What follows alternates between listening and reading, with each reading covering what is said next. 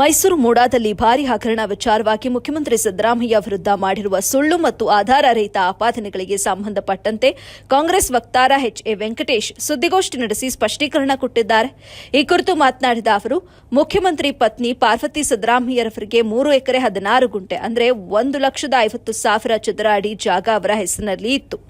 38,000 ಚದರ ಅಡಿ ಅಭಿವೃದ್ಧಿಪಡಿಸಿದ ಭೂಮಿಯನ್ನ ಮೂಡಾ ಮಂಜೂರು ಮಾಡಿದೆ. ಇದು ಕೂಡ ಮೂಡಾ ನಿಯಮದ ಅನ್ವಯ ಮಂಜೂರು ಮಾಡಿರುವಂಥದ್ದು.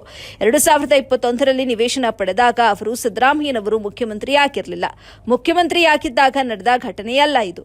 ಆದ ಕಾರಣ ಮುಖ್ಯಮಂತ್ರಿ ಅಧಿಕಾರ ದುರುಪಯೋಗದ ಪ್ರಶ್ನೆ ಉದ್ಭವಿಸುವುದಿಲ್ಲ. ಮುಖ್ಯಮಂತ್ರಿ ಪತ್ನಿ ಎಂಬ ಕಾರಣಕ್ಕೆ ಬಹಳ ಚರ್ಚೆಯಾಗ್ತಾ ಇರುವಂಥದ್ದು ಸರಿಯಲ್ಲ ಅಂತ ಹೇಳಿದ್ರು. ಇನ್ನು ಸಿದ್ದರಾಮಯ್ಯನವರಿಗೆ ಕಳಂಕ ತರುವ ಉದ್ದೇಶದಿಂದ ಇದನ್ನ ಸಿದ್ದರಾಮಯ್ಯನವರ ಬೆಳವಣಿಗೆಯನ್ನ ಸಹಿಸದ ಜನ ಈ ಪ್ರಕರಣವನ್ನ ದೊಡ್ಡ ವಿಷಯ ಮಾಡಲು ಹೊರಟಿರುವುದು ಅತ್ಯಂತ ಖಂಡನೀಯ ಹಾಗೂ ನಾಚಿಕೆಗೇಡಿನ ಸಂಗತಿಯಾಗಿದೆ ಎಂದು ಬಿಜೆಪಿ ವಿರುದ್ಧ ಕಿಡಿಕಾರಿದ್ರು. ಒಂದು ಅಂಗಲೂ ಕೂಡ ಜಾಸ್ತಿ ಕೊಟ್ಟಿಲ್ಲ. ಕೇವಲ ಮುಖ್ಯಮಂತ್ರಿಗಳನ್ನ ತೇಜೋವಧೆ ಮಾಡಲಿಕ್ಕೆ ಈ ಪ್ರಕರಣವನ್ನ ಬಹಳ ಹೆಚ್ಚು ಒಂದು ಪ್ರಚಾರವನ್ನ ಮಾಡ್ತಾ ಇದ್ದಾರೆ. ವಿರೋಧ ಪಕ್ಷಗಳು ಎಲ್ಲರೂ ಕೂಡ ಮಾಡ್ತಾರೆ. ನಮ್ಮ ನಾಯಕರಾದಂತಹ ವಿಶ್ವನಾಥ್ ಅವರು ಹೇಳಿದ್ದಾರೆ, ಇದನ್ನ ಬಿಟ್ಬಿಡಿ. ಸಿದ್ದರಾಮಯ್ಯನವರು ಯಾವ ಹೋಗಿದೆ ಬೆಳಗ್ಗೆ ಸಿದ್ದರಾಮಯ್ಯನವರ ಆಸ್ತಿನ ಅದು ಮೂಢ ಹಗರಣವನ್ನ ದೃಷ್ಟಿಯಲ್ಲಿಟ್ಟು ಇಡೀ ಮುಖ್ಯಮಂತ್ರಿ ಕುಟುಂಬವನ್ನ ಇವತ್ತು ಟೀಕೆ ಮಾಡ್ತಾ ಇದ್ದಾರೆ. ಈ ಟೀಕೆ ನಾಗರಿಕ ಸಮಾಜದ ಲಕ್ಷಣ ಅಲ್ಲ. ಇದು ಒಂದು ಟೀಕೆ ಆರೋಗ್ಯಪೂರ್ಣವಾದಂತಹ ಒಂದು ಟೀಕೆ ಆಗಿರಬೇಕಾಗಿದೆ. ಮೂಡಾದಲ್ಲಿ ಹಗರಣ ಆಗಿರ್ತಕ್ಕಂಥದ್ದು ತನಿಖೆಗೆ ನಮ್ಮ ಯಾವುದೇ ಕೂಡ ಆಕ್ಷೇಪ ಇಲ್ಲ. ಆದರೆ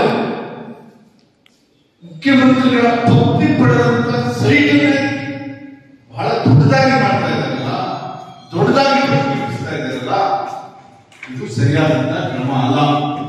ಯಾಕೆ ಅಂತಂದ್ರೆ ಇದಕ್ಕೂ ಸಿದ್ದರಾಮಯ್ಯನವರಿಗೂ ಸಂಬಂಧ ಅಲ್ಲ.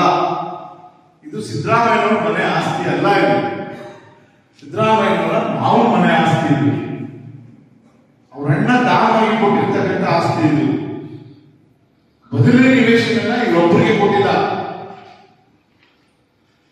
ಇವರು ಹಣ ತಗೊಂಡಿರ್ಲಿಲ್ಲ. ತಗೊಂಡಿಲ್ಲದೆ ಇರೋದ್ರಿಂದ ನಮ್ಗೆ ಭೂಮಿನ ಕೊಡಿ ಅಂತ ಕೇಳಿದ್ರು. ಸೊ ಮೂಢ ಪ್ರಕಾರ 1,50,000 ಚದರಡಿ ಜಾಗವನ್ನ ಮೂಡಕ್ಕೆ ಬಿಟ್ಕೊಂಡು ಕೇವಲ 38 ಚದರಡಿ ಜಾಗವನ್ನ ಇವ್ರಿಗೆ ಕೊಟ್ಟಿದ್ದಾರೆ. ಅಂದ್ರೆ ಅದಕ್ಕೆ ಒಂದು ನಿಯಮ ಇದೆ. ಆ ಕಾರಣದಿಂದ ಸತ್ಯಾಂಶ ತನಿಖೆ ನಡೀತಾ ಇದೆ. ತನಿಖೆ ಬಂದ ಮೇಲೆ ಅದ್ರ ಬಗ್ಗೆ ಚರ್ಚೆಗಳಾಗ ಆದ್ರೆ ತನಿಖೆಗಿಂತ ಮುಂಚೆನೇ ಆರೋಪಿ